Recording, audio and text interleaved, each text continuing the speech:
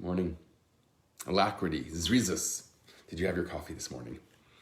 The Kohanim, the priests, were known to be very fast, very conscientious, very present. They made sure they knew everything that was going on in the Holy Temple grounds, and they were very on top of the whole very meticulous order of serving God there in the Holy Temple.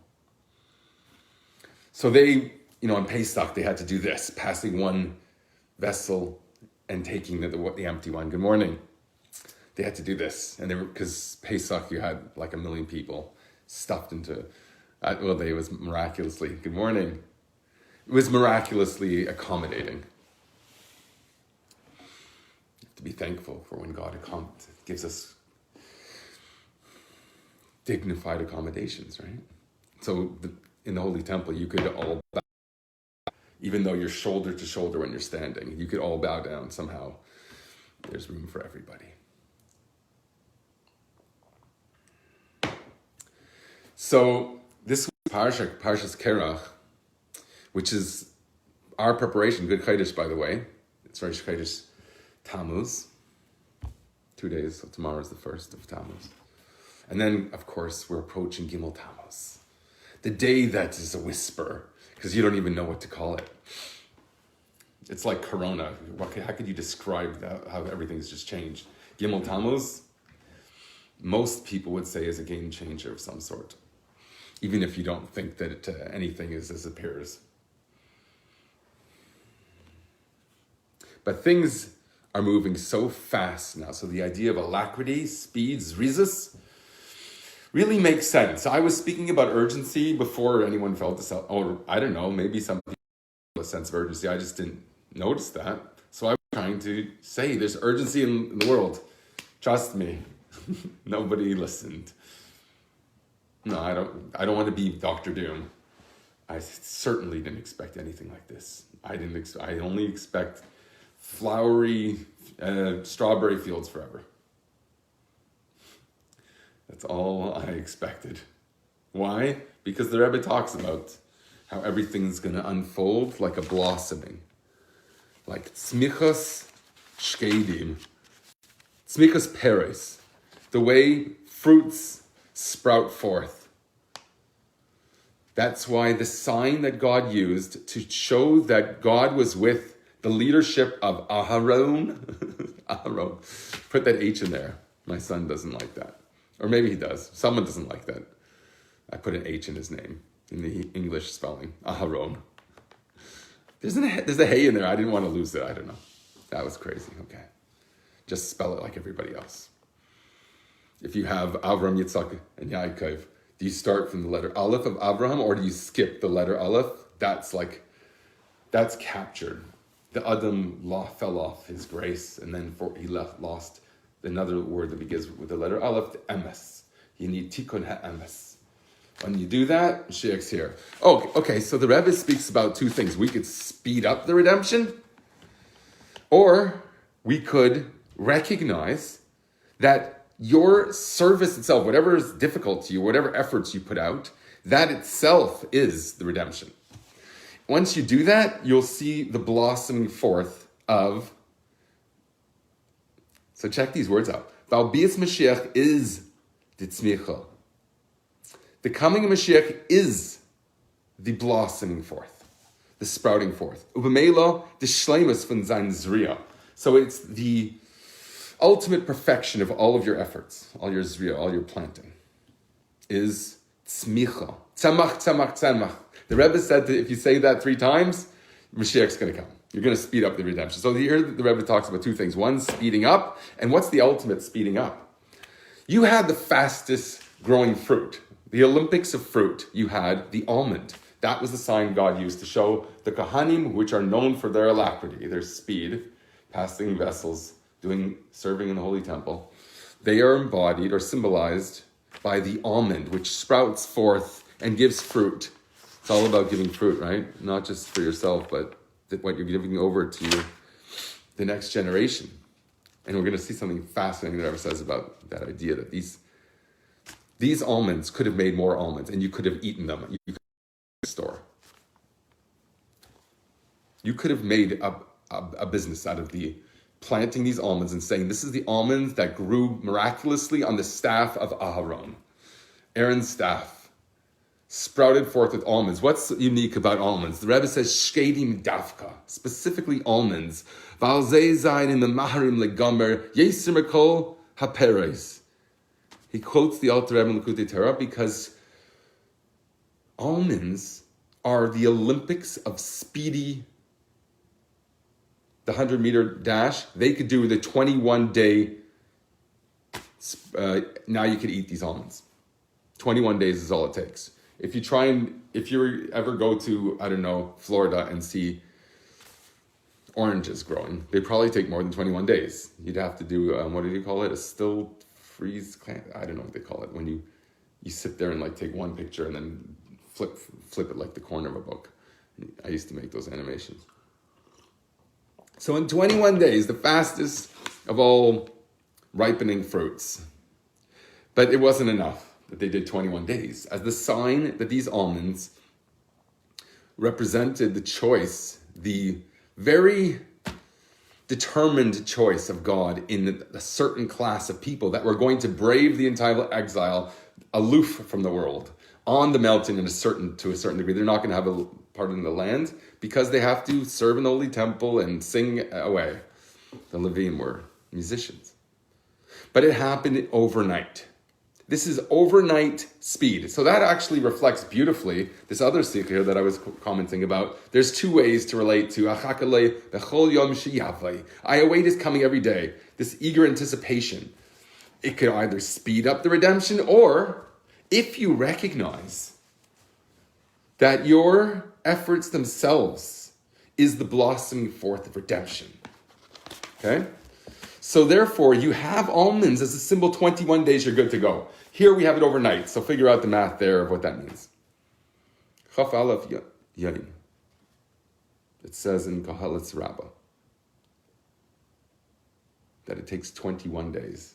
There's drushes about the significance of 21. I just can't think of them right now, and it's a bit heavy for now. And what does this represent? That in nighttime, overnight, these almonds sprouted forth, becoming the symbol of God's choice of Ahron representing the priestly class, and him being specifically the Kohen Gadol, and the Kahuna being associated with this lineage. So God makes this miracle, and everyone's to see. Interestingly, it says that when these were put away, the blossoms, it says Parach Mata Ahron, his staff sprouted, blossomed, v'yatza peretz, v'yatza tzitz, v'yigmoil shkedim, and it made a flower, and it shooted off, like a shoot came forth, tzitz, v'yigmoil shkedim, and it gave forth almonds. It brought forth sprouts, produced blossoms, and born almonds. This translation here, which is probably more slick than mine there. So we'll see the significance of that. But so it happened overnight.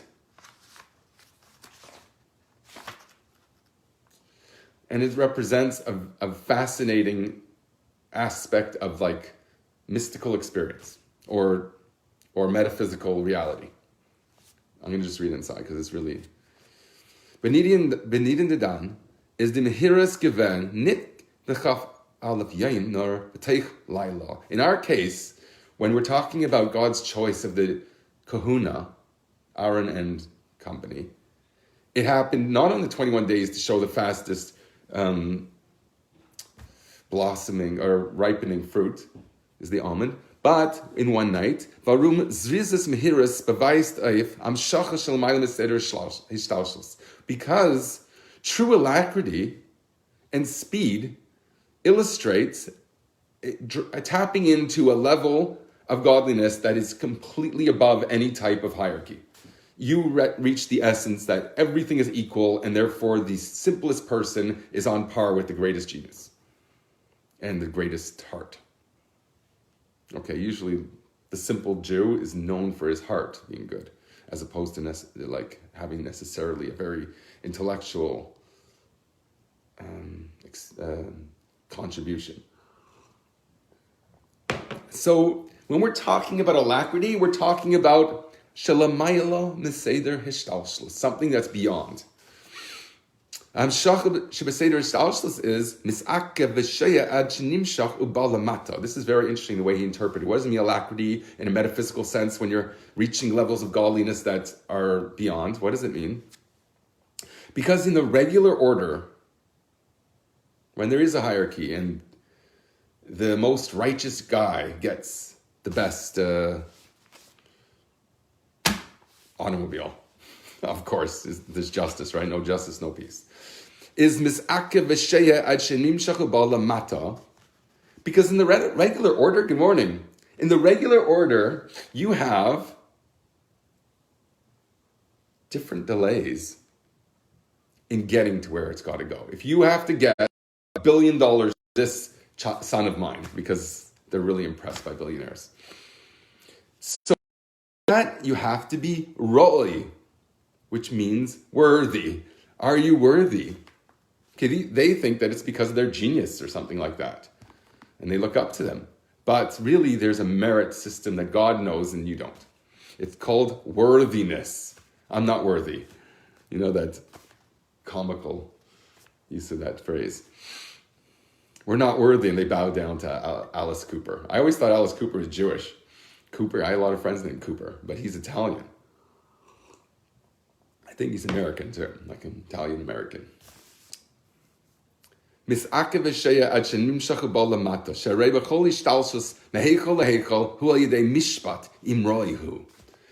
in every time you're going to go up from a very high divine level, you don't know what that means, so it doesn't matter, because the idea is still there. I also don't know what it means. From palace to chamber, heichel to heichel, when it chains down through this diminutively revealed of infinity. Whatever you think infinity is, now it's going to be in like a pretzel that you could eat. Or we should talk about almonds. They could, I didn't get to that point. It says here, okay, this is a bit of a side point, but the almonds, I just don't want to forget. These almonds, since they were natural, they were kept over, like, I don't know, 1,000 years later, everything was put away. 500 years later, the Ahron, the Holy Ark, and you know what was with the Holy Ark? A bunch of things, the man, etc. Makle shel Ahron, the staff of Ahron exists and lives forever. Ushkadeo upracheo, and its almonds and its blossoms live forever. That's awesome. So the Rebbe says, why is that so significant? Because it shows that they were actually natural things. They became supernatural, and that's going to be the Rebbe's point here. Supernatural, which means a real thing, that it's not just like a phantasma that this happened, but you could see to this day, it's an important message that God shows that in the physical world, there's a sign of eternal sign, and it's not the salt on the altar. Here we have a sign of a tzmicha, of a blossoming, as a sign for the idea of alacrity. We're going to say is a power to say, I'm not satisfied with, I'm going to get to the highest mountain and then I'm going to be so close to God, because I realize that you could be on the most deep valley. You could be the biker dude that we outcast and outlaw. You could be that person, and compared to that guy in the mountain, you're really the same, because, God's essence, he could bear all opposites, and therefore it doesn't make a difference. Darkness and light, it's all good. It's all one. I like to think that here, the Rebbe says overnight, meaning specifically in the night, in the darkness of exile, you see that there's a transformation that's in the single night. It would have taken 21 days. Now we're going to go super speed, faster than the state of houses. You can approach the regular order and be very successful, or you could jump to the end right away. And I think that's what the Rebbe is hinting to in this other sikha that I keep reading, and he uses the word smicha. So the same idea here, and he speaks about speeding up, and there's two throttles, right? There's full throttle is instant. Miyad hem negolim, Rambam writes. Immediately, it's in halacha. But the Rebbe doesn't quote the Rambam here. The Rebbe is quoting this image we have from the Chumash of the story in Parshas Kerach when they do the whole showdown comes down to this sign of, are we really going to choose Ahron? Yes, we're going to give an eternal sign ingrained within nature and in supernatural, living forever as eternal sign that God will make nature itself miraculous and instantaneous success beyond. So he goes through all the different types of miracles, and we spoke before about miracles within nature, so that relates perfectly to this. So this is one hemshech, it's one continuity leading up to the Rebbe's final instructions for Gimel Tamuz. How do you approach Gimel Tamuz? It's about urgency, it's about immediacy, it's about instant redemption. It's what the Rebbe calls in the beginning of the Sikh, in Tashin and Aleph, and Sefer Sikhos, he calls Haschalta de Geula, a term that the Rebbe was very strict about insisting is not descriptive of the creation of what the Zionist state of Israel. Okay?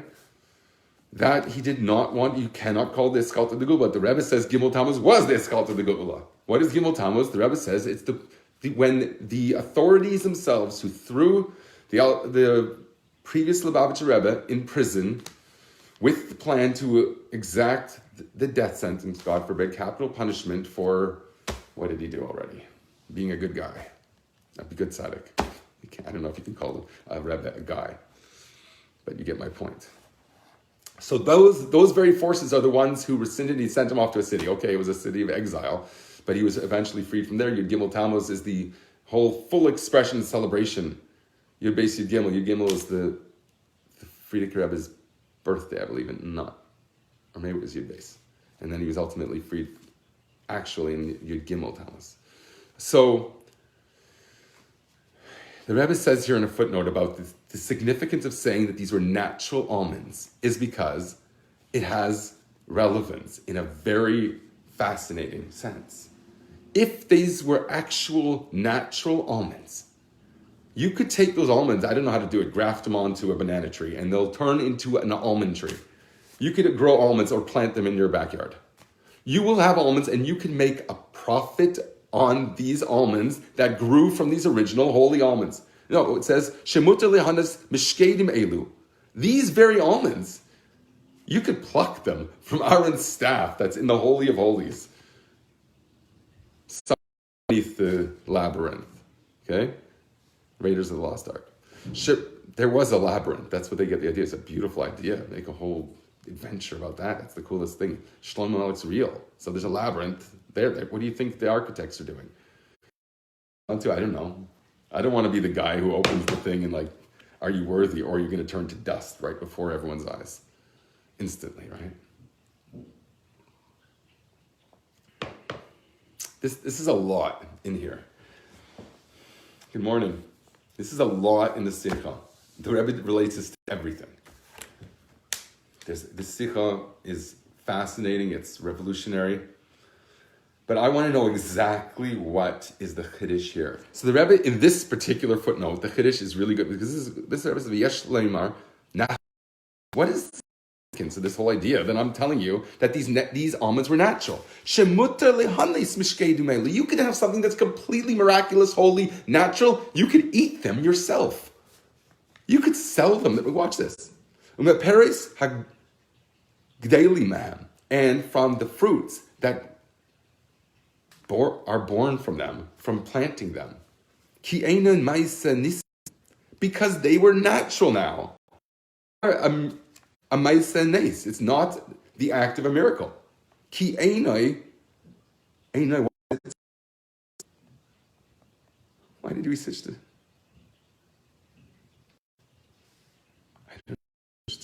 Shemuter lahanis mishkedim. It's all plural. Ve'aperes hagdalim. It's all plural. Ki einai ma'aseh nisim. It must be quoting something. Oh, it tells you to look up Gemara Tainis Chaf Dalet Amud Beis. So look there, must use that singular term. They should put quotation marks, that would make it easier. The Pashtus Mashma Sheshke Peritivium.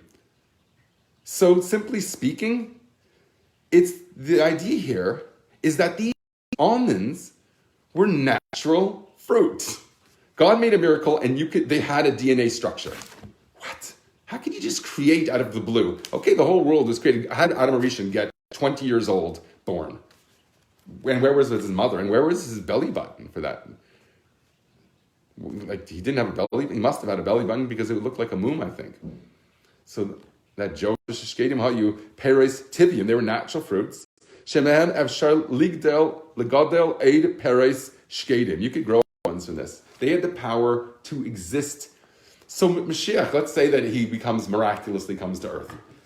The Rambam makes like a regular guy that's not going to have to be reincarnated. Losing a signal, I'm using data. Okay.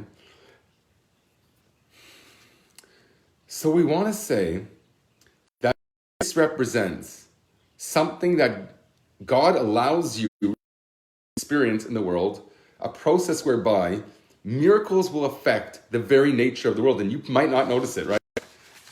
The Bala Nest is the one who makes the miracles is the only one who knows what's going on.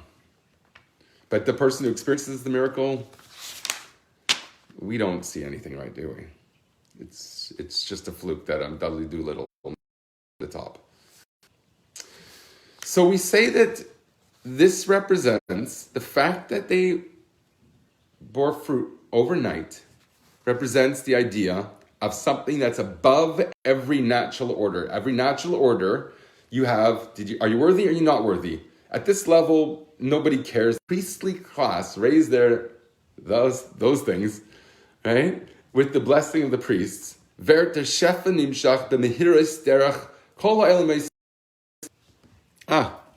I just closed the book. I didn't think I was getting my signal back. I think it's a sign that they need me for a minyan. It's 9 o'clock, I realize, with the minyan.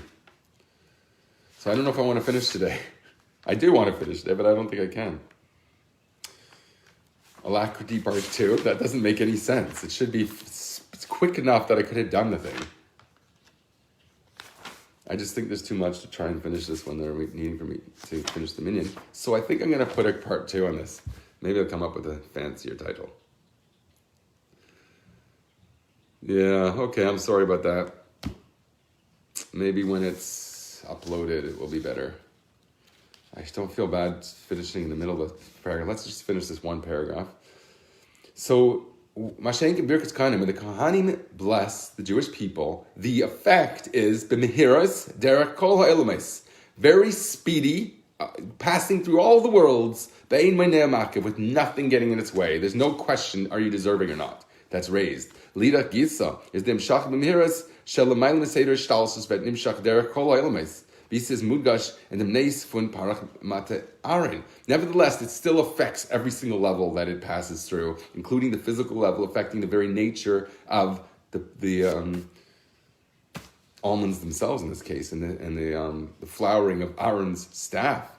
As biyachad imzeh, was das is a neis und gekommen beheres. In addition to the fact that it's a miracle and it therefore happens with speed, it's an unusual type of thing that happens in the world. Is das verbunden und geht durch der Hateva von Smikas Haperes. It nevertheless also affects nature itself and the sprouting forth of fruit.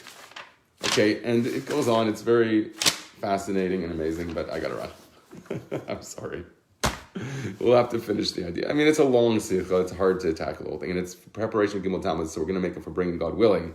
A couple Thursday night, maybe. We'll see. Okay, thanks for tuning in, everyone, and have a great day.